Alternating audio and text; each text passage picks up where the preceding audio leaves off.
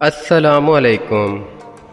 جیسا کہ آپ جانتے ہیں، اسرائیلی فورسز اور فلسطینی گروپ حماس کے درمیان جنگ چھڑ چکی ہے۔ فی الحال زیادہ تر نقصان اسرائیل کا دیکھا جا رہا ہے۔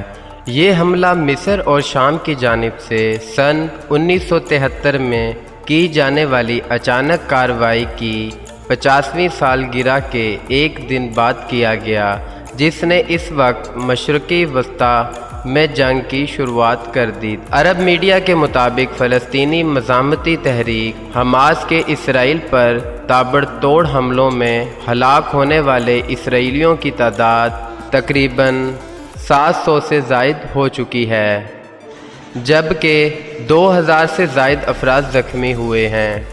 غزہ پر جوابی کارروائی کے نتیجے میں اسرائیلی بمباری سے تقریباً 500 سے زائد فلسطینی شہید جبکہ 1900 سے زائد زخمی ہو چکے ہیں۔ ویڈیو میں سب سے پہلے حماس کا ذکر کریں گے۔ آخر کار حماس کیا ہے؟ فلسطینی مزاحمتی تحریک حماس 1987 میں مغربی کنارے اور غزہ کی پٹی پر اسرائیلی قبضے کے خلاف شروع ہونے والی فلسطینی مزاحمت کے آغاز کے بعد قائم ہوئی تھی۔ اس کی بنیاد 1980 کی دہائی میں شیخ احمد یاسین نے رکھی تھی۔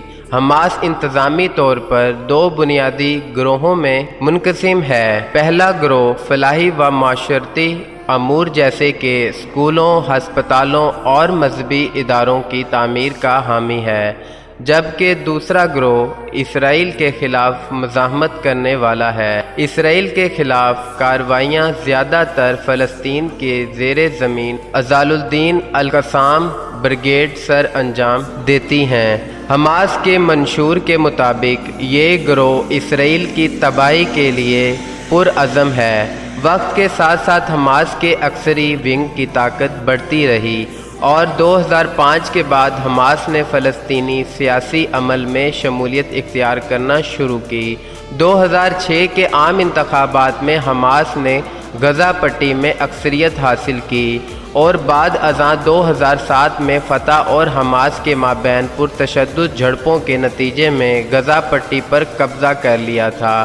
حماس نے غزہ پر کنٹرول سنبھالنے کے بعد سے اسرائیل کے ساتھ کئی جنگیں لڑی ہیں۔ ان جنگوں کے درمیان حماس نے دوسرے گروپوں کو اسرائیل پر راکٹ فائر کرنے کی اجازت دی۔ دوسری جانب اسرائیل نے حماس پر بارہا فضائی حملے بھی کیے اور مصر کے ساتھ مل کر 2007 سے غزہ کی پٹی کی ناکہ بندی کر رکھی ہے۔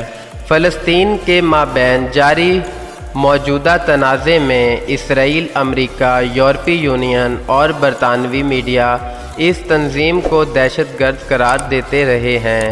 حماس ایک علاقائی اتحاد کا حصہ ہے جس میں ایران، شام اور لبنان میں حزب اللہ نامی گروپ شامل ہیں، جو مشرقی وسطی اور اسرائیل میں امریکی پالیسی کی وسیع پیمانے پر مخالفت کرتے ہیں، جبکہ اس کی طاقت کا مرکز غزہ ہے۔ حماس کے فلسطینی علاقوں میں بھی حامی ہیں اور اس کے رہنما قطر سمیت مشرق وسطی میں پھیلے ہوئے ہیں۔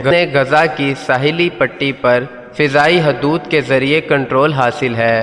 اس طرح مصر کو غزہ کی سرحدی بارڈر پر کنٹرول حاصل ہے۔ فلسطینی مزاحمتی تحریک حماس کا آپریشن کرنے کا مقصد صرف اور صرف اسرائیلی فوجیوں کو پیچھے دھکیلنا ہے، جو اس نے مظالم کر زبردستی مسلمانوں کے علاقوں پہ قبضہ جما رکھا ہے۔ موقع کی مناسبت کے مطابق تمام اہل اسلام، اسلامک ممالک، ان سب کو یک زباں ہو کر اسرائیل کو واپس کی طرف دھکیلنا ہوگا۔ مزید ویڈیوز دیکھنے کے لیے یور وائس چینل کو سبسکرائب کر لیں، ویڈیو کو لائک کریں اور اپنے دوستوں کے ساتھ شیئر کریں۔